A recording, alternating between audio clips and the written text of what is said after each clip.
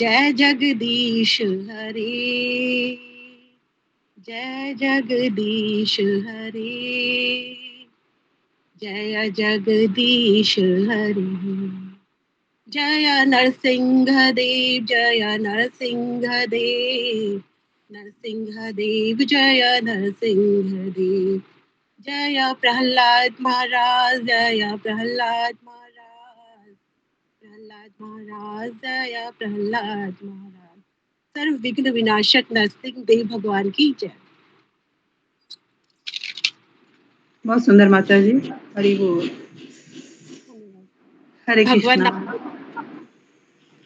भगवान नाम में होने वाले 10 नाम अपराध इस प्रकार है। पहला, पवित्र भगवान नाम के प्रचार में संपूर्ण जीवन समर्पित करने वाले महाभागवतों की निंदा करना। नंबर 2, शिव ब्रह्मा आदि देवों के नाम को भगवान नाम के समान अथवा उससे भिन्न समझना। तीसरा है आध्यात्मिक गुरु की अवज्ञा करना, उन्हें साधारण मनुष्य समझना। चौथा है वैदिक शास्त्रों अथवा प्रमाणों का खंडन करना। पांचवा, हरे कृष्ण महामंत्र के जप की महिमा को काल्पनिक समझना। छठवां है पवित्र भगवान नाम में अर्थवाद का आरोप करना। सातवां, नाम के बल पर पाप करना। आठवां, हरे कृष्ण महामंत्र के जप को वेदों में वर्णित एक शुभ सकाम कर्मकांड के समान समझना। नौवां, अश्रद्धालु व्यक्ति को कृष्ण नाम की महिमा का उपदेश करना। 10वां, हरे कृष्ण महामंत्र के जप में पूर्ण विश्वास न होना और इसकी इतनी अगाध महिमा श्रवण करने पर भी भौतिक आसक्ति बनाए रखना। ध्यान पूर्वक जप न करना भी एक अपराध है। प्रत्येक वैष्णव भक्त को चाहिए कि इन 10 प्रकार के अपराधों से सदा बचकर रहे ताकि श्री कृष्ण के चरण कमलों में प्रेम शीघ्रातिशीघ्र प्राप्त हो, जो मनुष्य जीवन का परम लक्ष्य है। हरे कृष्ण। हरे कृष्णा। धन्यवाद माता जी। बहुत सुंदर। कल के सत्र की जानकारी दे दीजिए माता जी। ठीक है माता जी। हरे कृष्णा। गुरु चरणों में दंडवत प्रणाम। सभी भक्तों को दंडवत प्रणाम। रक्त रंजनी माता जी के चरणों में दंडवत प्रणाम। गुरु जी ने एक बुक ली थी कल, सिंपल फॉर द सिंपल, एक साधारण भक्त की असाधारण कहानी। 40 साल पहले की बात है। एक माता जी है रक्त रंजनी देवी दास जी, जिन्हें प्यार से सब रत्ना माता जी कहते थे। जब व्यक्ति एक भयंकर पीड़ा के शारीरिक अनुभव से गुजर रहा होता है, उसके लिए भक्ति एक असाधारण बात होती है। इस किताब का मुख्य उद्देश्य ये है कि माता जी को जीवन के अंतिम समय में ये पता चल गया था कि मैं कौन हूँ। अंतिम समय में इनकी आंखें भी चली गई थी और इन्हें कैंसर हुआ था। ये डेथ बेड पर थी और इनके लिए केक लाया गया था। ये केक का कलर बताती है, कितने भक्त वहाँ पर इस समय है, सारी चीज़ें बताती है। तो सारे भक्त शॉक्ड होते हैं कि ये कैसे संभव है, इनकी तो आंखें नहीं है। फिर वो ये बताती है कि अभी राधा रानी आई थी मुझे बताने के लिए। ये सत्य कथा है, क्योंकि इतनी भीषण शारीरिक दर्द में कोई व्यक्ति झूठ नहीं बोल सकता। इस तरीके से ये माता जी भगवत धाम जाती है। गुरु जी प्रस्तावना से शुरू करते हैं, किस तरीके से एक महिला जो किसी की पत्नी है, माँ है, शीला प्रभुपाद जी की शिष्या है, यूरोप में रहती है, मंदिर में अकाउंटेंट थी, एक सिंपल पर्सन थी। एक शिवराज स्वामी महाराज हैं जो इनसे परिचित थे, वे इनके बारे में बताते हैं। शिवराज स्वामी महाराज लिखते हैं कि 1981 का वह साल था। उस समय मैं चैतन्य कॉलेज के अध्यक्ष के रूप में उनसे मिला था और मिलने का उद्देश्य ये था कि वह मंदिर में अकाउंटेंट का कार्य देखती थी और मैं मंदिर का सन्यासी था। वो मंदिर की गतिविधियों का हिसाब देती थी। हमेशा रत्ना मुझे एक संक्षिप्त और सटीक एक रिपोर्ट देती थी। बीमार होने के बाद अस्पताल में उनसे मुलाकात करते हैं। वे बताते हैं, मुझे याद है एक छोटी से कमरे में बैठा था, किसी ऐसे व्यक्ति से बात करने की कोशिश कर रहा था जिसे मैं 15 सालों से जानता था, लेकिन वास्तव में मैं उसे जान नहीं पाया। जब मैं अपनी सेवा के लिए वापस लंदन गया था तो उस समय माता जी के पति बलभद्र दास जी को फोन किया क्योंकि मैं उनका मित्र था। वो रत्ना की अनुभूतियों के बारे में मुझे बताने लगे कि किस तरह से वो अनुभव कर रही है। बलभद्र प्रभु से बात करते हुए मुझे उत्सुकता हुई। मैंने पूछा, माता जी ने कुछ बताया? तो बलभद्र प्रभु कहते हैं, उन्होंने बताया कि राधा रानी उनसे मिलने आती है। एक बार ऐसा हुआ कि वो बेड पर थी लेकिन कह रही थी वह पूरा अस्पताल घूम रही हूँ। फिर कह रही थी मैं 9 साल की लड़की हूँ। मैंने कहा कि और पूछो, उसका आध्यात्मिक स्वरूप क्या है? और अधिक पूछने पर बताती है, मैं कृष्ण के लिए यशोदा मैया जो खाना बनाती है उस किचन में रोटी बेलने का मुझे सेवा दिया गया। धीरे धीरे कुछ विवरण और सामने आए। मैंने एक वैष्णवी के आत्म साक्षात्कार होने की जीवंतता तस्वीर को बहुत नजदीक से सुना। इससे पहले मैं कुछ और पता करूं, इससे पहले मैं उससे दोबारा मिल पाता, लेकिन वो चली गई थी इस संसार को छोड़कर। ये विचार मुझे और अधिक सताने लगा क्योंकि मैं इसके साथ इस बारे में कोई चर्चा नहीं कर सका। महाराज कहते हैं, वो कोई सन्यासी नहीं थी, वो कोई गुरु भी नहीं थी, ना कोई बड़ी पुस्तक वितरक थी, ना लेक्चरर थी। वो एक साधारण महिला थी, लेकिन उसे अपने आध्यात्मिक गुरु और कृष्ण के ऊपर विश्वास था, निष्ठा थी। इसीलिए वह ये स्तर इसी जन्म में, इसी मनुष्य देह में प्राप्त कर पाई। फिर भी अपने सरल विश्वास से उसने जीवन का परम लक्ष्य प्राप्त कर लिया। रक्त रंजनी श्री प्रभुपाद के विचार का प्रमाण थी। कम से कम 16 माला का जप करो, भक्ति के नियमों का पालन करो, रोज सुबह जल्दी उठो, ब्रह्म मुहूर्त में जपा करो, मंगला आरती करो, आप भगवान के पास चले जाएंगे। बिना किसी अतिरिक्त प्रयास के उसकी सेवा के परिणाम स्वरूप ये हो जाएगा। मैंने बलभद्र प्रभु से कहा, जो अंतिम दिनों में रत्ना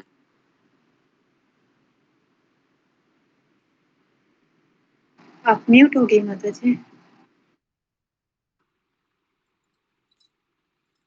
मैंने बलभद्र प्रभु से कहा, जो अंतिम दिनों में रत्ना के साथ थे, बहुत सेवा की थी कि आप किताब क्यों नहीं लिखते, ताकि पूरी दुनिया को पता चले कि किस तरह से श्री प्रभुपाद के वचनों का पालन करते हुए व्यक्ति भगवत धाम जा सकता है। यह सारे भक्तों के लिए प्रेरणा का स्रोत होगा। गुरुजी बताते हैं, कृष्ण भावना की प्रक्रिया काम करती है। ये छोटी सी पुस्तक सिंपल फॉर द सिंपल में भक्त एक भक्त के संक्षिप्त जीवन के इतिहास हमारे सामने रख रहे हैं, जो हमारे बीच नहीं है। अगर हम इससे सीखेंगे, पढ़ेंगे, हमें प्रेरणा मिलेगी। कुछ भी असाधारण नहीं थी, हमारी अपनी क्षमताओं से परे कुछ भी नहीं है। वो एक सरल वैष्णवी थी जिसने कृष्ण भावना का लक्ष्य सभी के लिए रखा। इस किताब में गुमनाम नायक है बलभद्र दास, जो उसका पति है, जिसने अपनी कैंसर पीड़ित पत्नी की बहुत अच्छे से सेवा की, उसको मार्गदर्शन किया। कठिन परिस्थितियों के बावजूद रत्ना की बीमारी और उसकी देखभाल करना और उसे प्रोत्साहित किया। भक्त रंजनी देवी दासी की पिछले 2 साल के जीवन की घटनाएं इस पुस्तक में लिखी गई है, जिसको हम याद करके अपने जीवन को प्रेरित कर सकते हैं। रत्ना माता जी प्रभुपाद जी की शिष्या है। वो स्वभाव से बहुत शांत आत्मा थी और कड़ी मेहनती थी, और उसका एक बहुत अच्छा गुण था भगवान के भक्तों की सेवा करना और गुरु के लिए समर्पण। रत्ना बलभद्र देवदास की पत्नी थी। उसके 2 बच्चे थे, अभय चरण दास और कुंती देवी दासी। रत्ना के करीबी हमसे कई लोगों के लिए ये दुखद और दर्दनाक जैसी घटना थी, लेकिन साथ ही साथ बहुत ज्ञान वर्धक और आनंददायक भी था। किसी अपने को इतने दर्द, परीक्षा और कलेश से गुजरना इतना दर्ददायक था, लेकिन महान आनंद के कई क्षण थे। कई बार जो कृष्ण ने प्रकट किए हुए थे, श्रीला प्रभुपाद और उनके भगवान ने रत्ना को सबसे महान क्षण के लिए तैयार किया था। भगवान ने रत्ना को तैयार किया था। ये जो पीड़ा होती है जीवन में, संसार में, वो पीड़ा हमको ऐसे सुखद जीवन के लिए तैयार करती है शायद ही हम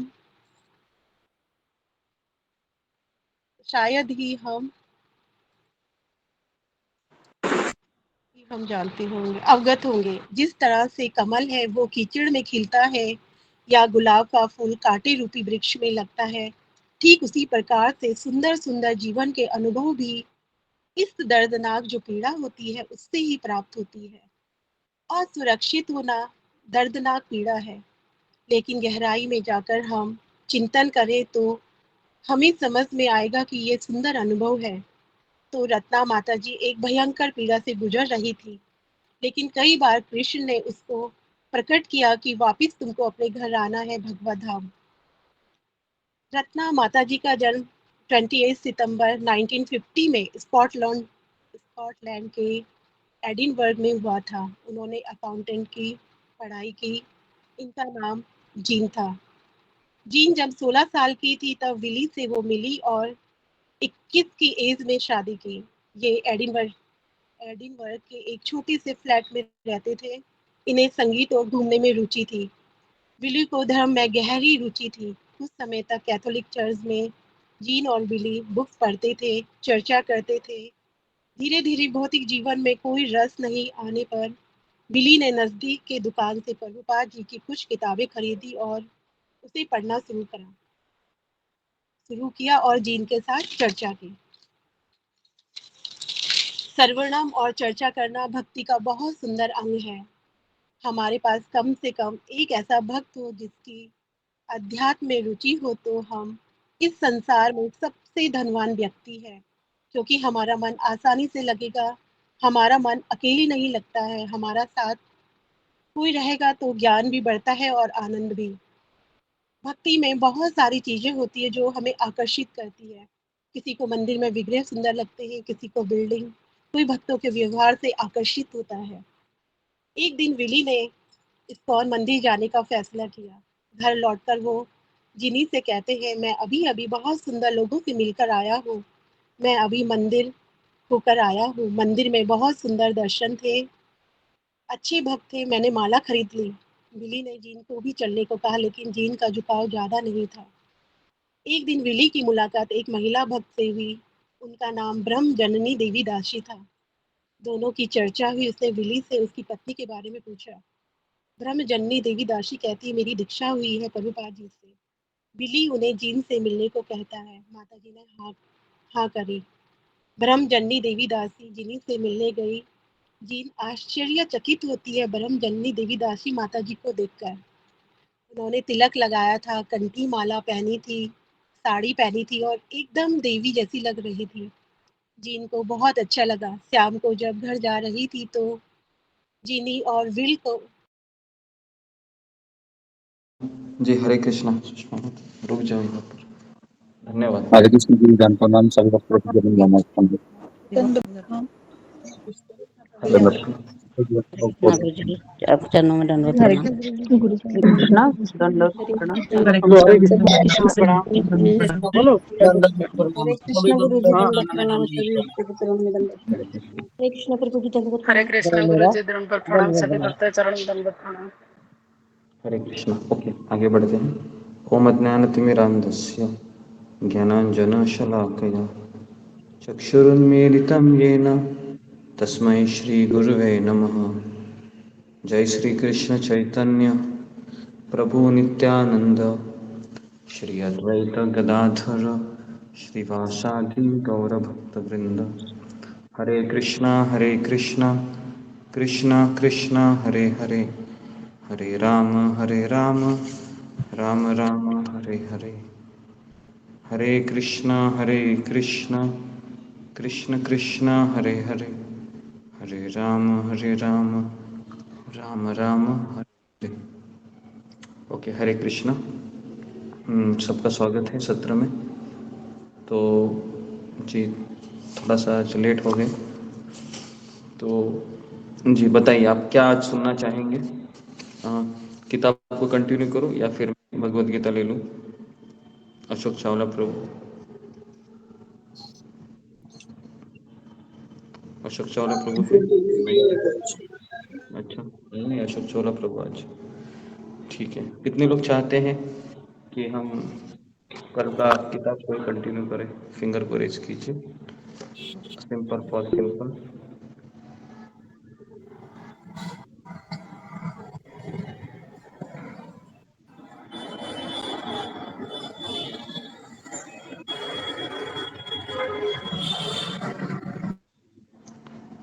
ओके जी। और कितने लोग चाहते हैं भगवत गीता ले लें?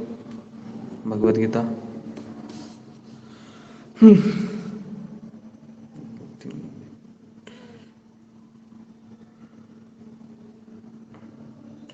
ओके,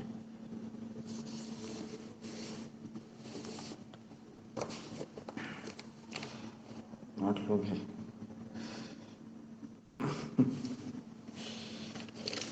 ठीक है, तो हम दोनों किताब इसको कंटिन्यू करते हैं। बीच बीच में हम इस किताब को भी लेते हैं और भगवत गीता भी लेते हैं।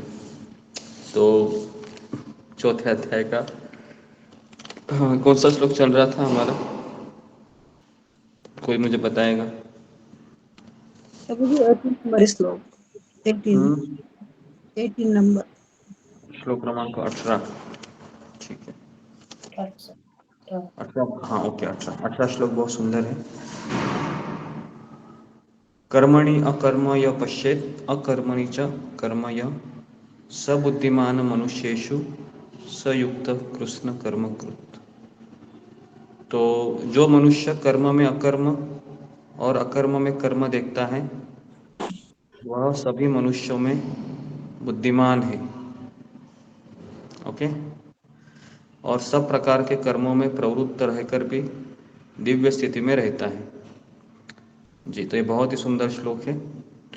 कर्मण्य अकर्मय पश्येत मतलब देखता है। हाँ, कर्म में अकर्म देखना ये कला है और अकर्म में भी कर्म को देखना। तो कैसे हम इसको मैं आपको बता रहा हूँ। पहले मैं इसको तात्पर्य को लेता हूँ, फिर हम एक उदाहरण को देख के बताएंगे किस तरह से ये श्लोक है कृष्ण हमको समझाना चाह रहे हैं।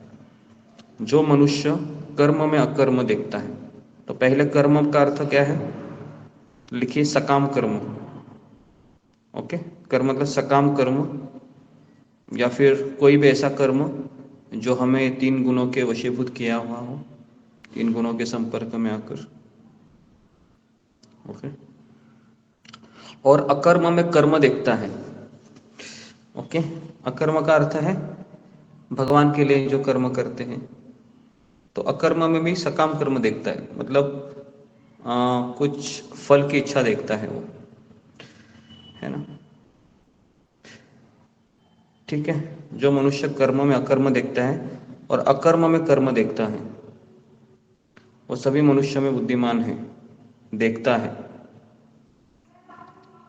तात्पर्य में प्रभुपाद लिखते हैं कि कृष्ण भावनामृत में कार्य करने वाला व्यक्ति स्वभावतः कर्म बंधन से मुक्त होता है। जी, कौन मुझे बताएगा कि कृष्ण भावना में कार्य करने वाला व्यक्ति कर्म बंधन से मुक्त क्यों होता है? हालांकि वह सांस ले रहा है, खा रहा है, पी रहा है, जॉब कर रहा है, बहुत सारे काम करता है वो, जो बाहर का व्यक्ति भी करता है। लेकिन प्रभुपाद लिखते हैं कि कृष्ण भावनामृत में कार्य करने वाला व्यक्ति स्वभावतः कर्म बंधन से मुक्त होता है। हाँ जी, मोहित कुमार। हरे कृष्णा प्रभु जी, दंड प्रणाम से भक्त दंड प्रणाम। प्रभु जी, जो अकर्म का अर्थ होता है भगवान के लिए, गुरु की प्रसन्नता के लिए कर्म करना। तो और ये अकर्म करने से कर्म फल नहीं लगता है। तो जो भक्त रहता है वो हर एक कार्य गुरु जी या भगवान की प्रसन्नता के लिए करते हैं, इसलिए उसे कर्म फल नहीं लगता है। हाँ हाँ हाँ, ओके ओके, ठीक है। और इसके अलावा जी ममता पाल। हरे कृष्णा गुरु जी, दंडवत प्रणाम।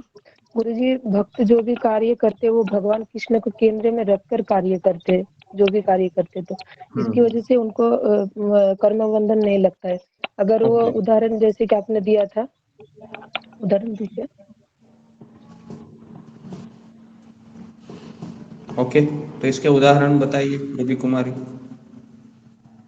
हरे कृष्णा गुरु जी, धन्यवाद प्रणाम। सभी भक्तों को धन्यवाद प्रणाम। गुरु जी, आपने बताया था एक बार कि जैसे कि एक सेना होता है, लड़ने के लिए जाता है, युद्ध करने के लिए, तो वे अपने देश के लिए लड़ता है, किसी के आज्ञा के अनुसार लड़ता है।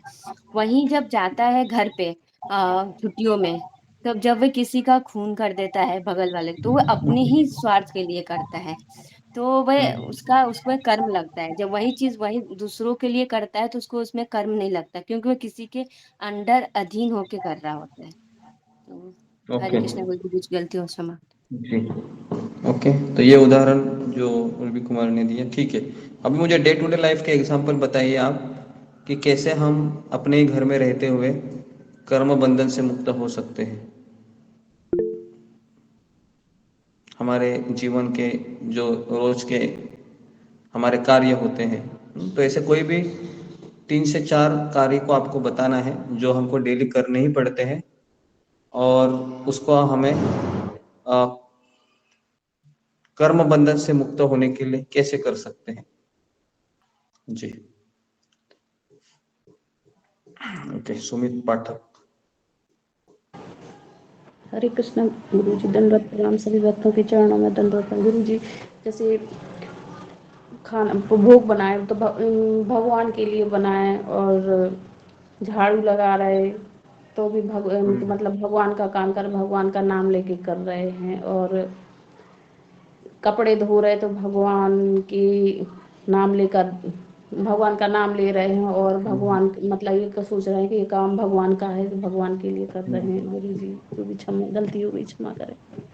ओके जी, तो सही बताया इन्होंने कि घर के सारे काम हम ये सोचकर करेंगे कि कृष्ण के लिए करेंगे, लेकिन ये कभी हो सकता है जब हम ये सोचेंगे कि हमारा घर किसका है, भगवान का। हमारा घर ये भगवान का है। कृष्ण। बराबर है, ये कृष्ण का घर है, क्योंकि जब पहले खाना बनता है तो किसके गले में जाता है, भगवान के गले में पहले जाता है ना। ठीक है, तो लेकिन हम कृष्ण भावना में आने से पहले जैसे ही घर के किचन में रोटी पकती थी तो पहले गरम गरम किसको दी जाती थी, हमारे ही प्लेट में आती थी। बराबर है, परिवार। लेकिन अभी हम पहले सबसे पहले हम भगवान को गरम गरम देते हैं, और फिर हम भोग लगाते हैं, और फिर हम भोग निकालने के पश्चात उसको मिक्स करके खाते हैं। ठीक है, तो उसके सारे कर्म कृष्ण के लिए होते हैं, अतः कर्म के फल से उसे कोई लाभ या हानि नहीं होती। तो इसके लिए वो जी रहा है, मार्केट जा रहा है, ट्रेन पकड़ रहा है, बस पकड़ रहा है, या फिर शॉपिंग करने के लिए जा रहा है, टू व्हीलर चल रहा है रास्ते पर, पेट्रोल पंप पे खड़ा रहकर पेट्रोल भर रहा है, तो ऐसा लगता है कि सारे काम ये कर रहा है, लेकिन उसके सारे काम कृष्ण के लिए होते हैं। इसके लिए कर्म से उसको लाभ मिले या हानि मिले उसको चिंता नहीं है। ठीक है, लाभ मिले मतलब कोई फायदा हो और कोई नुकसान हो, उसको पता है कि मैं कृष्ण के लिए कर रहा हूं, तो इसके लिए मुझे दुखी होने का कारण नहीं। ऐसा कौन सा उदाहरण आप मुझे बताना चाहेंगे कि एक भक्त है, वह भगवान के लिए कार्य कर रहा था लेकिन अपयशी हो गया, असफल हो गया, और भगवान ने, है ना, उनको इनाम दिया। कौन सा उदाहरण आपको याद आ रहा है? जी फिंगर को रेज कीजिए। कि नुकसान हुआ उसको, एक तरीके से भगवान के लिए कर्म कर रहा था, या फिर कोई ऐसा कार्य कर रहे थे कि भगवान की वो सेवा थी। जी ओके, प्रतिभा कुमारी। हरे कृष्ण गुरु जी, दंडवत प्रणाम। से भक्तों में चरणों में दंडवत। गुरु जी, जटायु का है हाँ जो जी। सीता माता को बचाने का प्रयास कर रहे थे, पर वो असफल रहे। पर भगवान ने उनकी अंतिम क्रिया की। जी, तो मेरे मन में यही उदाहरण था कि जब रावण आता है और सीता को उठा के लेके जाता है, तो जटायु बहुत संघर्ष करता है और जटायु मर जाता है, लेकिन हमको लगता है कि जटायु असफल हुआ, लेकिन भगवान की दृष्टि से जटायु सफल हुआ। क्यों सफल हुआ? क्यों सफल हुआ? क्योंकि उसने कृष्ण भावना में कोशिश कार्य किए थे, कृष्ण भावना में या राम भावना में कार्य किए थे अपनी सीता को बचाने के लिए, है ना। तो इसके लिए ये एक उदाहरण याद आ रहा है। कोई दूसरा उदाहरण किसी को याद आ रहा है इसे ही जैसा, उसके जैसा, कि नुकसान हुआ उसका कृष्ण भावना में? और जी ओके, अनिल कुमार शर्मा। हरे कृष्णा प्रभु जी, जब चीर हरण हो रहा था तो जो उनके जो वो थे, उन्होंने कहा था कि भाई स्तंभ मत करो, और उन्होंने वहां से मंत्री पद से इस्तीफा दे दिया। इस्तीफा देकर वो चले गए थे। उन्होंने भी वो असफल रहे रोकने में उसे, लेकिन जो है फिर भी उन्होंने कोशिश की। ओके, ये थोड़ा सा उदाहरण मुझे कनेक्ट नहीं हो रहा है जी। और कोई दूसरा उदाहरण? जी मोहित कुमार। प्रभु जन प्रणाम से भक्त जन प्रणाम। प्रभु जी भगवान के लिए तो नहीं, लेकिन भक्तों के लिए लादनी माता जी को उदाहरण। लादनी माता जी, लादिनी माता जी, हाँ ओके, बताओ कैसे? प्रभु जी वो भक्तों की रक्षा के लिए अपना जीवन निछावर कर दिए। इससे पता चलता है कि और भक्तों के बचाव के इससे भगवान भी प्रसन्न हुए उनके। ओके, तो बेसिकली वह भगवान के भक्तों को बचा नहीं पाई, तो वो स्वयं भी मर गई और वो भक्त भी मर गए। तो ऐसा लगता है कि असफल हो गए, लेकिन भगवान की दृष्टि से वो सफल हो गए, है ना। राजा परीक्षित, ये उदाहरण आपने दिया नहीं मुझे। राजा परीक्षित को शाप मिल गया और ऐसा लगता है कि भगवान का आश्रय लेकर वो उस शाप से बच सकते थे या फिर बचना चाहिए था, लेकिन ऐसा नहीं हुआ, उनको मरना पड़ा। तो कोई कहेगा कि वहां पर भी असफल हुए? नहीं। तो इस तरीके से भगवान के लिए कर्म करते हैं तो सफलता असफलता कोई मायने नहीं रखती है। मायने क्या रखती है? मायने रखता है कि मेरा प्रयास, कृष्ण भावना के लिए प्रयास, है ना। मुझे प्रयास करना है, मैं प्रयास करूंगी, मैं प्रयास करूंगा, ये मेरे हाथ में है, ठीक है। तो फलस्वरूप यह मानव समाज में बुद्धिमान होता है, वह यद्यपि वह कृष्ण के लिए सभी तरह के कर्मों में लगा रहता है। जैसे शिला प्रभुपाद के एक शिष्य थे, उनका नाम था जयानंद प्रभु। तो जयानंद प्रभु ये इंजीनियर थे और सुबह से शाम तक वह मंदिर में रहते थे, मंदिर के अध्यक्ष थे, काफ़ी सेवाएं करते थे और रात को टैक्सी ड्राइविंग करते थे, पूरी रात भर टैक्सी चलाते थे। अभी आप बोलोगे कि ये रात को टैक्सी चलाना तो गधे से भी ज़्यादा मेहनत है ना, एटलीस्ट रात को तो सोना चाहिए। लेकिन जयानंद प्रभु है वह टैक्सी ड्राइविंग कर रहे थे ये सोचकर कि मैं जो भी मुझे इसमें मुनाफा होगा, जो भी मुझे पैसा मिलेगा, वह मैं शिला प्रभुपाद जी को दे दूंगा, जिससे उनको जो आर्थिक कमी हो रही है पैसे जो किताबें छपाने में, उसको पूर्ण करें। बराबर है। तो इस तरीके से सभी तरह के कर्मों में लगा रहता है वो, सभी तरह के कर्मों में। ओके, तो जैसे कोई अगर मंदिर में रहता है भक्त, तो उसको प्रवचन भी देना होता है, तो ब्राह्मण का कार्य हुआ। फिर वही प्रवचन करता क्या करेगा? मंदिर की अध्यक्षता का भी काम करेगा, क्षत्रिय हुआ। और फिर वही मंदिर का जो भक्त है ना, किताबें बेचने के लिए बाहर जाएगा, भगवत गीता ले लो, भगवत गीता ले लो, वैश्य हो गया। और फिर वही मंदिर में रहने वाला पुजारी ब्रह्मचारी आकर टॉयलेट भी साफ करेगा, शूद्र का काम। तो इस तरीके से एक भक्त को सारे कर्म करने पड़ते हैं, लेकिन वह भगवान के लिए कर रहा है, इसके लिए ये ब्राह्मण का कार्य हो, क्षत्रिय का हो, वैश्य का हो, शूद्र हो, इसमें कर्म लगता है, लेकिन भगवान के लिए कर रहे हैं, इसके लिए अकर्म है वो। तो अकर्म का अर्थ है कर्म के फल के बिना। ओके, निर्विशेषवादी इस भय से सारे कर्म करना बंद कर देते हैं कि कर्म फल उसके आत्म साक्षात्कार के मार्ग में बाधक ना हो। कुछ लोग होते हैं वो कर्म करते ही नहीं, उनको पता है कर्म करूंगा तो मुझे रिएक्शन मिलेगा, इसके लिए वो कर्म करना बंद कर देते हैं, निर्विशेषवादी। और बस केवल ध्यान लगाते हैं, निर्विशेषवादी। तो उनको लगता है कि कर्म फल कमाऊंगा तो मुझे अलग अलग शरीर को धारण करना होगा। लेकिन जो भक्त होता है वह भली भांति जानता है कि मैं भगवान का सेवक हूं, तो इसलिए जो भी कार्य वो करेगा उसको फल नहीं मिलेगा उसको, अतः वह आपको कृष्ण भावनामृत में कार्यों में तत्पर रखता है। और चूंकि सारे कर्म कृष्ण के लिए किए जाते हैं, अतः इस सेवा के करने में उसे दिव्य सुख प्राप्त होता है। ओके, दिव्य सुख का अर्थ क्या है?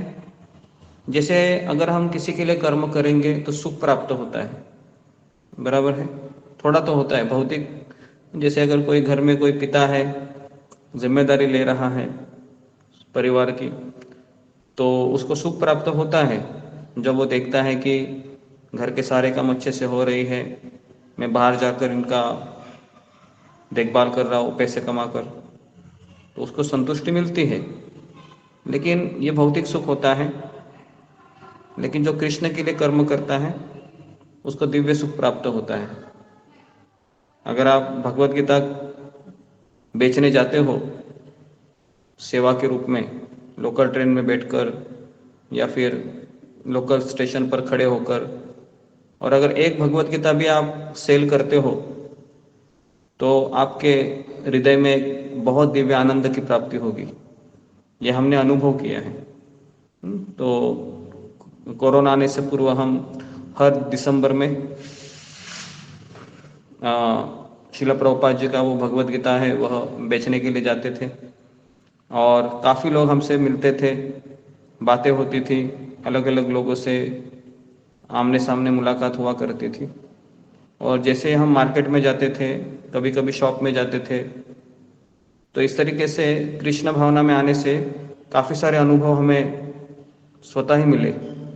क्योंकि हमारा आंदोलन प्रचार का कार्य होने के कारण कई लोगों से हमको बात करना पड़ता था, उनको कन्विंस करना है ना, फिर उनको कहना कि ये भगवत गीता आपके लिए बहुत लाभदायी है, हमेशा आपके साथ रहेगी। न्यूज़पेपर तो हम रोज रोज खरीदते हैं और पुराने हो जाते हैं, लेकिन भगवत गीता तो हम जिंदगी में एक बार खरीदते हैं, तो आप इसको ले लीजिए, भगवत गीता आपकी दुकान में रहेगी तो आपका धंधा भी बढ़ेगा। ऐसे दो चार बातें हम ठोक देते थे ताकि वो ले ले। तो इस तरीके से कोई ना कोई हमको बहाना मारना पड़ता है ताकि उसके हाथ में, कभी कभी हम बोलते थे जरा भगवत गीता छू के देखिए, है ना, तो वो छूता था तो कहते थे कि छूने से देखो आपको कितना फायदा हो रहा है, अगर आपके पास रहेगा तो कितना फायदा होगा।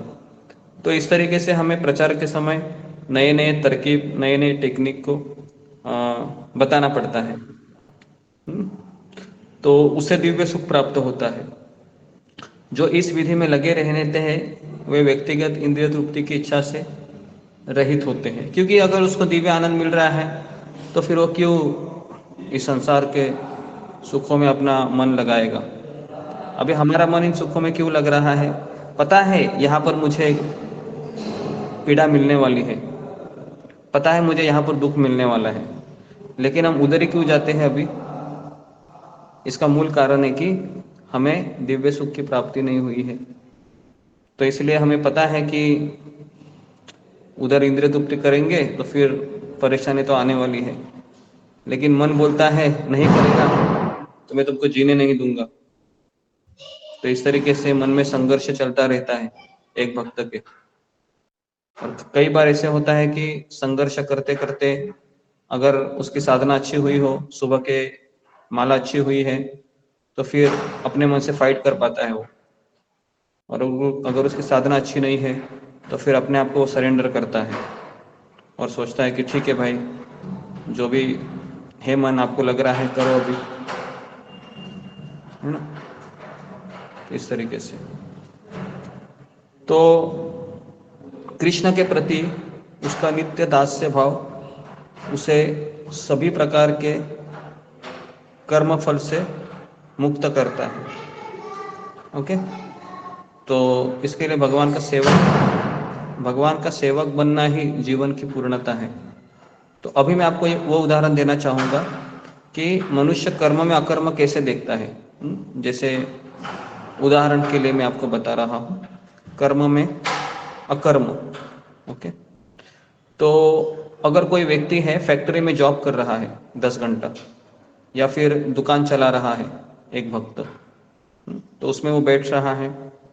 एक तरीके से कोई देखेगा कि ये तिलक लगाकर दुकान चला रहा है, तिलक लगाकर जॉब कर रहा है और 8 घंटा काम करता है और हमेशा पैसे की नोटें गिनता रहता है, तो ऐसा लगता है कि ये सकाम कर्म है। लेकिन उसमें से वो 10% है वो भगवान की सेवा के लिए निकाल रहा है या फिर मंदिर में डोनेशन दे रहा है, तो फिर वो सकाम कर्म हो गया, अकर्म हो गया। लेकिन वो कुछ देता नहीं है, सारा अपने जेब में रखता है और तिलक भी लगाया रहा है, तो फिर वो कर्म हो गया, वो सकाम कर्म हो गया। तो आप बोलोगे कि मैं तो 100-200 रुपया 500 रुपया देता हूँ, लेकिन उसको हम अकर्म नहीं कहेंगे। अकर्म का मतलब है कि हमें हमारे जो भी फल मिलता है उसमें से कम 10% है हमें भगवान की सेवा में देना चाहिए। अगर नहीं देते हैं ये सोचकर कि हम माला कर रहे हैं, जप कर रहे हैं, प्रसाद ले रहे हैं, प्रवचन सुन रहे हैं, तो मुझे इसकी आवश्यकता नहीं है, तो ये गलत है। तो इसके लिए फिर वो सकाम कर्म ही बना रहता है। और दूसरा चीज है अभी अकर्म में कर्म देखना। अकर्म का अर्थ है कि जैसे अगर कोई मंदिर में सेवा दे रहा है और सेवा देते समय कुछ सैलरी ले रहा है वो, या कुछ फल ले रहा है, मंदिर के अध्यक्ष उसको सैलरी दे रहे, तो देखने में ऐसा लग रहा है कि अकर्म है। जैसे पुजारी है, मान लो कि अगरबत्ती घुमा रहा है, दिया घुमा रहा है, भगवान को फूल चढ़ा रहा है, लेकिन जैसे उसके 30 दिन भरते हैं तो उसको सैलरी मिलती है, और वो सैलरी से क्या करता है, वो अपना परिवार चला रहा है या फिर अपना इच्छाओं को पूर्ति करने में लगा है। तो दिखने में अकर्म है, वो भगवान का सेवा में लगा है, लेकिन उसका मनोभाव है कुछ और है, तो इसके लिए वो अकर्म में सकाम कर्म हो गया। ये कितने लोगों को एग्जाम्पल ये समझ में आया? फिंगर को रेस कीजिए, ये पहले भी मैंने बताया था। ओके,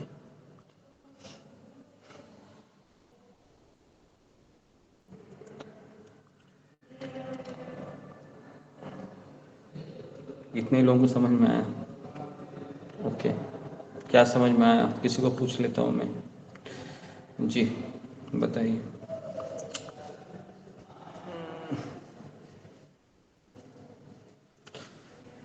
जी ओके, शीनू मिश्रा बोलो, क्या समझ में आया?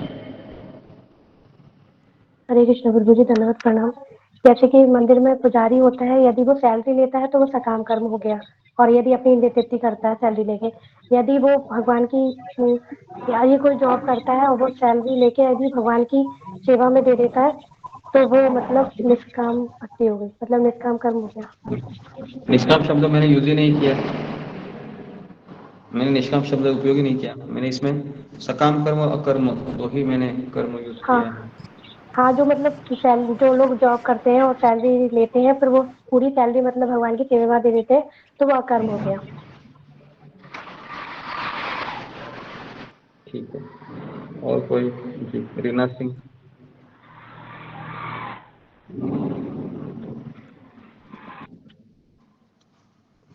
ओके, पूजा डिमरी बताओ। हरे कृष्णा गुरु जी, दंडवत प्रणाम। सभी भक्तों को दंडवत प्रणाम। कर्म में कर्म को देखना और कर्म में अकर्म, यहाँ पर मुझे समझ में आया कि जैसे कोई व्यक्ति है जो ध्यान लगा रहा है, तो लोगों की दृष्टि में वो अभी कोई कर्म नहीं कर रहा है। लेकिन अगर मन ही मन वो किसी इंद्रिय विषय के बारे में सोच रहा है, तो वो कर्म ही कर रहा है एक तरीके से। तो देखने में तो वो एक ऐसे काम को कर रहा है जहां पर वो ध्यान लगा रहा है बैठकर और कोई कर्म नहीं कर रहा है एक तरीके से। लेकिन अगर उसका मन इधर उधर इंद्रिय विषयों में लीन है, तो उसको कर्म की दृष्टि से देखा जाएगा। और अगर ओके। कोई व्यक्ति और कोई कौन सा तुम उदाहरण, सिमिलर उदाहरण कोई दे सकती हो समझाने के लिए, जैसा कि मैंने ये 2 उदाहरण दिए।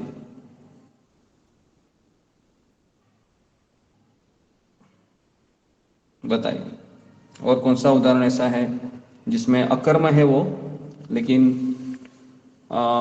सकाम कर्म लग सकता है। उदाहरण के लिए, अब अगर मान लो मैं मंदिर में जा रहा हूँ, भगवान की सेवा कर रहा हूँ और सोच रहा हूँ कि हे भगवान मुझे अच्छा जॉब लगे, या फिर हे भगवान मुझे मेरा ये फ़ायदा हो, वो फ़ायदा हो, है ना। तो कर रहा है वो अकर्म, भगवान के पास हाथ जोड़ रहा है, मंदिर साफ कर रहा है, बहुत सेवा करते हैं, है ना, और फिर मन्नत मांगते हैं, तो फिर क्या हो गया, वो अकर्म में कर्म हो गया। समझ में आ रहा है? जी जी हाँ जी, अगर हम सेवाएं कर रहे हैं, लेकिन उन सेवाओं के पीछे भी अगर हमारी छुपी हुई कुछ इच्छाएं हैं जो उनके माध्यम से हम पूरी करना चाहते हैं, तो वो फिर सकाम कर्म बन जाता है, कर्म बन हाँ जाता है। हाँ, वही चीज है ना। जैसे अभी मान लो मैं अपना उदाहरण दे रहा हूँ, मान लो मैं प्रवचन दे रहा हूँ और इसके बदले में मैं कुछ मुनाफा लेना चाहता हूँ, है ना। तो फिर ये सारा मेरा सिस्टम है वह दिखने में अकर्म है, लेकिन सकाम कर्म हो जाएगा। तो इस तरीके से इसको हम समझ सकते हैं, ठीक है। और दूसरा है, अगर कोई बाहर जॉब कर रहा है, मान लो मैं बाहर गांवी जॉब कर रहा था एक समय में, जितनी भी मुझे सैलरी आती थी मैं अपने अकाउंट में डालता था और फिर उससे मैं, है ना, मेरे अपनी इच्छाओं को पूर्ण करता था। तो ये क्या हो गया फिर, तो ये फिर एक जो नॉर्मल व्यक्ति होता है उसका ज़िंदगी हो गया। लेकिन उसमें से मैं 10% अगर भगवान की सेवा में लगा रहा हूँ, है ना, या फिर मंदिर के निर्माण के लिए दे रहा हूँ, तो जब भी मैं जॉब करता था तो हमेशा 10% है वो मेरा सैलरी में साइड में ही रखता था। तो बड़ी तनख्वाह थी तो 10% बहुत बड़ा आता था, तो फिर मंदिर के निर्माण के लिए उसका उपयोग होता था। तो इसके लिए मंदिर वाले भी चाहते थे हमेशा कि मैं जॉब करता रहूं ताकि उनको वो डोनेशन मिलता रहे, है ना। तो इस तरीके से अगर कोई व्यक्ति पैसे कमाता है तो उसको 10% कम से कम देना चाहिए, है ना। मान लो 1 लाख रुपए सैलरी है तो 10,000 रुपया हो गया, है ना, या फिर 2 लाख सैलरी है 20,000 हो गया। तो हमारे भी ग्रुप में ऐसे हैं भक्तगण जैसा करते हैं। ऐसा नहीं है कि ये केवल हमारे ग्रुप में है ऐसे लोग, मुझे पता है, नाम नहीं लूंगा मैं, लेकिन है ऐसे करते हैं। और अगर हम इतना प्रवचन सुन के भी ये स्तर तक नहीं आ सकते हैं तो फिर हम कभी नहीं करेंगे। फिर हम केवल बस ज्ञान को ले रहे हैं, लेकिन कृष्ण के लिए कुछ करने की इच्छा नहीं है। तो ये हो गया फिर सकाम कर्म में अकर्म। ओके, कम से कम 10% देना, ठीक है। तो इसमें किसी को डाउट, कोई संशय, कोई टीका टिप्पणी? प्रभु जी, जैसे कोई नहीं करता है 10% अपनी कमाई का, तो फिर उसको मतलब क्या मिलता है फिर, मतलब उसको तो भगवान कुछ मिलता नहीं है, वो सकाम कर्म हो जाता है। नहीं, फिर वो सकाम कर्म प्रभु जी मतलब जैसा भी होता है ना, फिर उनका पैसा डॉक्टर में चला जाता है, ऐसा कोई ऐसी चीजों में ये चला जाता है। ये सब हम नहीं इसमें इधर बताते हैं, यहाँ पर किधर लिखा नहीं है वो डॉक्टर के पास जाता है या इधर जाता है, वो हमारे मन की सोच है ना। लेकिन कहने का अर्थ है कि सकाम कर्म अगर हम करते हैं तो उसका एक रिएक्शन होता है। जैसे अभी इतने सारे लोग पैसे कमा रहे हैं, क्यों लोग सुखी नहीं है? सबके सैलरी बहुत अच्छी रहती है, किसी का 1 लाख, 1.5 लाख, 2 लाख, 2.5 लाख, 3 लाख, 4 लाख, 5 लाख भी लोग पैसे कमाते हर महीना। लेकिन लोग दुखी क्यों है? क्योंकि सकाम कर्म का परिणाम ही ऐसा है कि वो दुखी रहेगा, क्योंकि वो अपने लिए जी रहा है। ये संसार बना ऐसे है कि मैं जितना भी पैसे कमाऊँ और उससे अय्याशी करूँ तो मुझे दुखी मिलने वाला है। लेकिन जितना पैसे कमा रहा हूँ उससे मैं लोगों की सेवा करूँ तो मुझे बहुत सुख मिलेगा और मैं बिना पैसा खर्चे किए भी मुझे हमेशा मैं संतुष्ट रहूँगा। समझ में आ रहा है? लेकिन लोगों को ये फॉर्मूला पता ही नहीं है। लोगों को लगता है कि खूब पैसे कमाऊं, खूब तिजोरियां भरूं मैं अपनी, खूब मैं गहने बनाऊं, दुनिया को दिखाऊं और फिर मैं सुखी हो जाऊंगा। लेकिन ऐसा नहीं। Okay, next question Ashok Chavda प्रभु। गुरु जी, जैसा कहा कि अपनी सैलरी का 10% देना मंदिर निर्माण के लिए या सेवा के लिए, तो वो 10% अकर्म होगा या आपकी पूरी सैलरी अकर्म हो जाएगी? आपने प्रश्न पूछा है सही।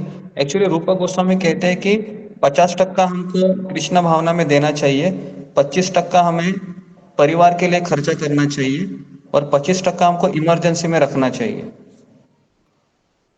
तो ऐसा उन्होंने कैलकुलेशन किया है। लेकिन अभी 50% देगा तो वो बोलेगा भगवान तो बहुत ज्यादा ही मांग रहे हैं।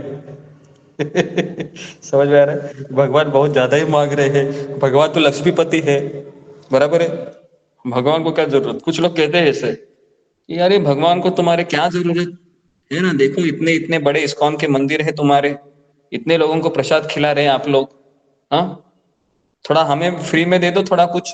पता है ऐसे भी लोग आते हैं, हमें भाई फ्री में दे दो, इतना डोनेशन आप लोग लेते हो, मुझे दे दो थोड़ा सा। तो ऐसे भी बेवकूफ लोग होते हैं, खुद तो कुछ करेंगे नहीं और भगवान को डोनेशन दिया जा रहा है उसमें भी अपनी टांग अड़ाएंगे। तो इसको द्वेषी लोग होते हैं, ईर्ष्यालु लोग।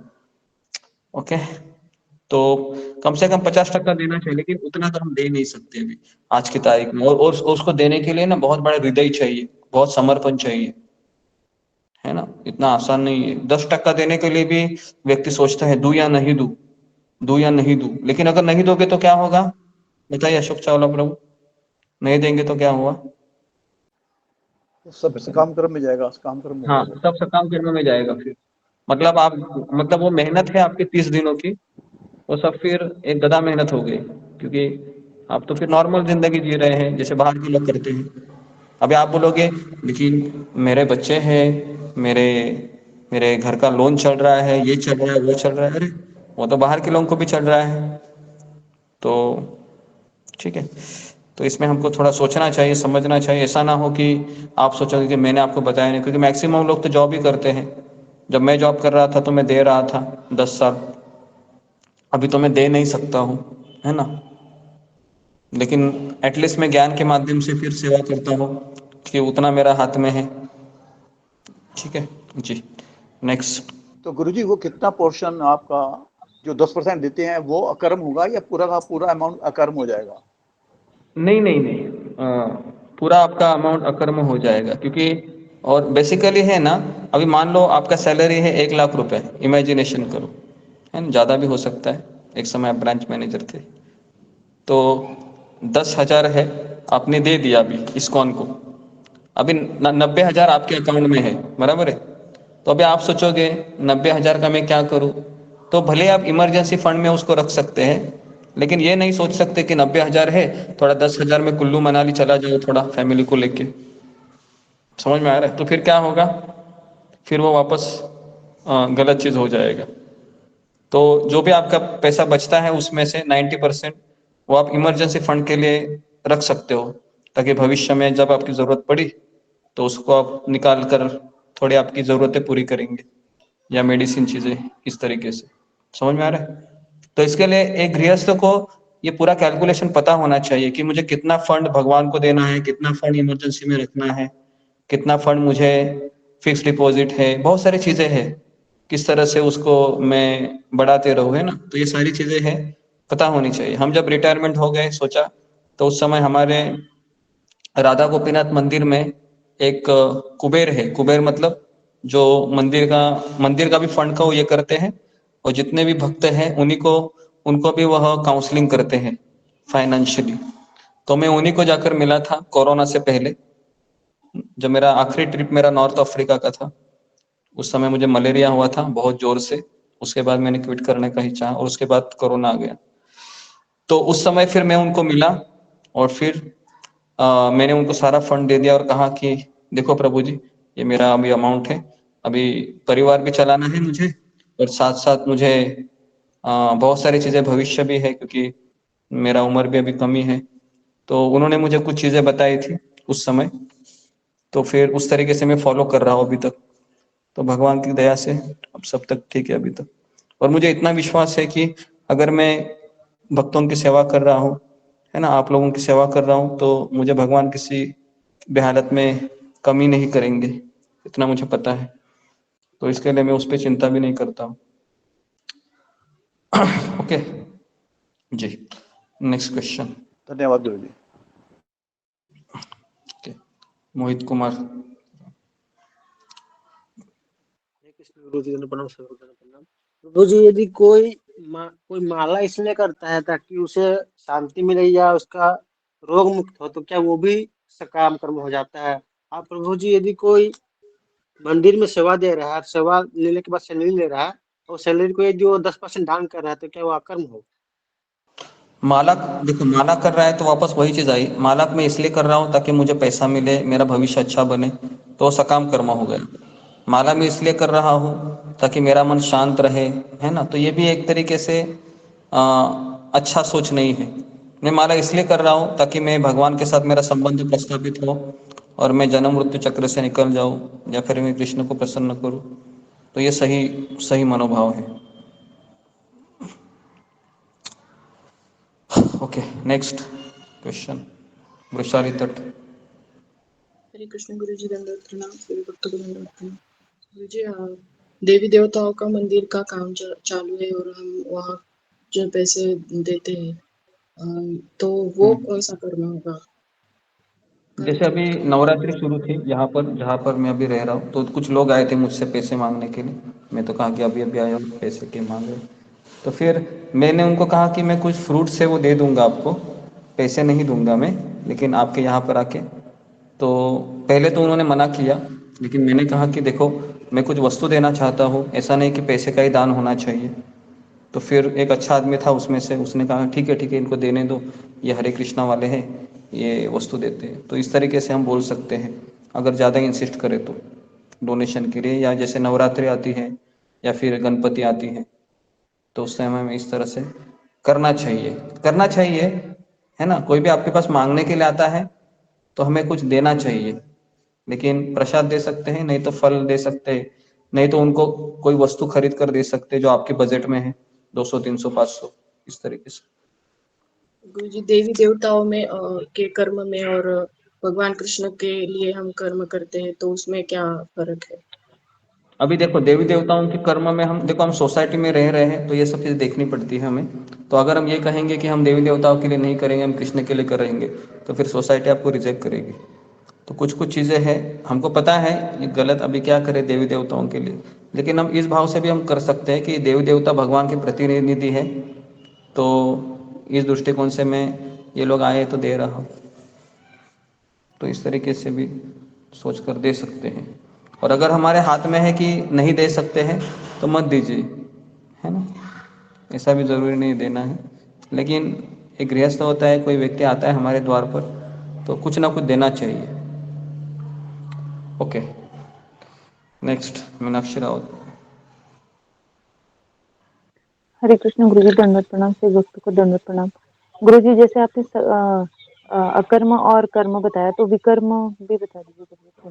विकर्म मतलब मैंने बताया था ना पिछले दो दिन पहले, तो मैंने उसी के ऊपर क्लास दिया था कि विकर्म मतलब भगवान जो ऐसे कर्म करना जो हमें नरक लेके जाएंगे, जैसे कि नशा करना। हाँ, निंदनीय कर्म, जो 4 नियम होते हैं, है ना, बेसिकली वही चीजें हैं उसमें आती हैं।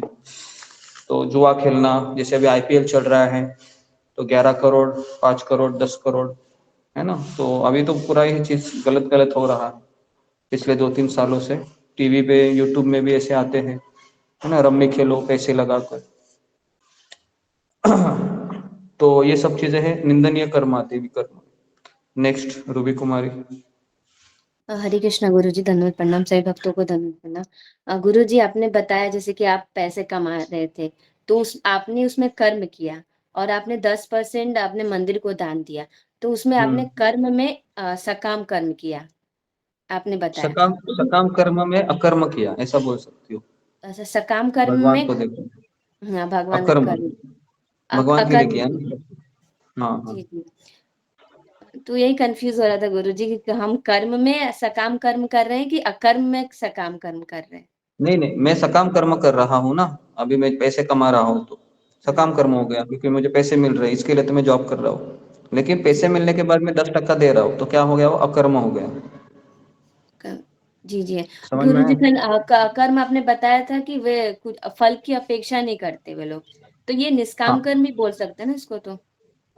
नहीं नहीं, निष्काम कर्म मतलब वो होता है जो हम समाज के लिए करें या फिर लोगों के लिए करें, लेकिन उसमें फल की इच्छा नहीं रहेगी, इच्छा मेरी रहेगी। निष्काम कर्म का हमने क्या डेफिनेशन देखा था, इच्छा मेरी है, फल आपका है ना। और भक्ति में क्या देखा था, इच्छा भी आपकी, फल भी आपका। यही तो जी हमने सीखा था ना, या भूल गई रूबी नहीं गुरु कुमारी? जी, वो थोड़ा कंफ्यूजन हो रहा था, सकाम का, निष्काम का, कर्म अकर्म, ये सभी कर्म में, ये चारों थोड़ा कंफ्यूजन लग रहा था थोड़ा, इसीलिए पूछा। ओके, कंफ्यूजन लग रहा था, ठीक है। जी, हरे नेक्स्ट, कृष्ण। उषा ठाकुर। हरे कृष्ण गुरु जी, धन्यवाद प्रणाम। गुरु जी, मेरा प्रश्न ऐसा है कि आपने बताया कि हमें ना कृष्ण के लिए करना चाहिए, फिर हम कर्म बंधन से मुक्त रहता है उस कर्म को करते हुए भी। तो ऐसा है कि कृष्ण के लिए कर्म कर रही हूँ, ये कहना तो आसान है, परंतु हृदय से ऐसी वास्तविक मनोभावना कैसे होगी कि हाँ, जो मैं कर रही हूँ वो कृष्ण के लिए ही कर रही हूँ, और ऐसा एहसास होना कि हाँ, ये मेरा कर्म कृष्ण के लिए ही है। चाहे वो कोई भी स्टेज हो सकता है, एक बच्चे का भी, और एक घर में कितने सारे संबंध है, सबके अलग अलग स्टेज होते हैं। तो उस स्टेज पे हम कैसे माने हृदय से कि हाँ, ये हमारा कर्म कृष्ण का ही है। और दूसरा, इसे थोड़ा कट के, कि अगर हम मान भी लेते हैं कि हमारा जो कर्म है हम कृष्ण के लिए कर रहे हैं, तो कई बार क्या होता है ना, हम थोड़ा आलसी हो जाते हैं, कहते हैं कि भगवान के लिए तो कर्म कर रहे हैं, तो 100% नहीं करते, उसमें अपना मोटिवेट नहीं रहते कि अरे हमें क्या, हम तो कृष्ण के लिए कर रहे हैं, गलती हो गई तो कृष्ण के लिए कर रहे हैं, ऐसा करके। तो मोटिवेट होके हमेशा उस चीज़ के लिए प्रेरित रहे कि हाँ, ये कर्म कृष्ण के लिए कर रहे हैं, वो भी हृदय से, और मोटिवेट रहे। तो इसमें बैलेंस करें, और इसमें कैसे बनाए हृदय से, इसे मार्गदर्शन कीजिए। पहले बात तो सुबह उठ के ना 16 माला करो, उषा ठाकुर, बराबर है। जब तक वो नहीं करोगे तब तक कुछ नहीं होगा। जितने भी सारी चीज़ें हैं, ये हमारी साधना के ऊपर डिपेंड करती है। हमारी साधना अगर अच्छी है, 16 माला, मंगल आरती, तो फिर ये ऑटोमेटिकली बैलेंस हो जाती है। और ये नहीं है तो फिर आलसी भी होंगे, कंटाला भी आएगा, और सोचोगे कि ठीक है, रोज रोज क्यों करना है ना, एकादशी के दिन करेंगे। इसके लिए हमारे ग्रुप में पता है, एकादशी के दिन सुबह बहुत भीड़ रहती है ना, थोड़े लोग ज़्यादा आते हैं। क्यों आते हैं? एकादशी भक्त कहते हैं उसको हम। एकादशी भक्त मतलब वो एकादशी के दिन ही आएंगे, बाकी के दिन नहीं आएंगे। तो हमें एकादशी भक्त नहीं बनना है। एकादशी भक्त के जीवन में हमेशा उतार चढ़ाव ज़्यादा आते हैं। तो हमें रोज, भगवान का भक्त मतलब वो रोज करेगा, रोज जिएगा भगवान के लिए, है ना। गुरु जी, ऐसा था ना कि हम कर्म करते हुए कैसे एहसास करें हृदय से, बल्कि कहे नहीं, एहसास करें कि हृदय से कृष्ण के लिए ये ऐसा भाव, ये सारी चीजें मैं वापस कहा ना, फिर सुबह उठ के जब तक माला नहीं करेंगे, वो भाव भी नहीं आएगा, वो फीलिंग भी नहीं आएगी, वो एहसास भी नहीं आएगा। सारी चीजों का वो रामबाण उपाय वही है ना, और कोई शॉर्टकट नहीं है।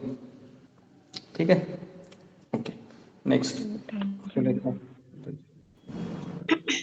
हरे कृष्ण गुरु जी, दंडवत प्रणाम, सभी भक्तों को दंडवत प्रणाम। गुरु जी, मुझे क्वेश्चन थोड़ा सा वो समझ नहीं आ रहा कैसे पूछो, ऐसे पूछती हूँ जैसे कि तीन भक्त हैं, एक अपना दान मंदिर को देते हैं, दूसरे अपने गुरु को देते हैं, और तीसरे किसी शुद्ध वैष्णव को देते हैं।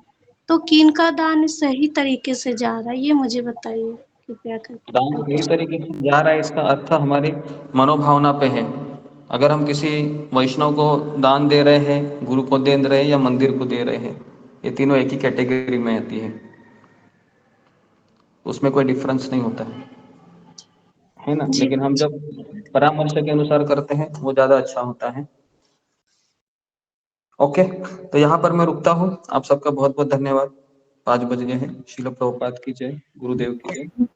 जय जय जय हरे गुरु जी धन्यवाद।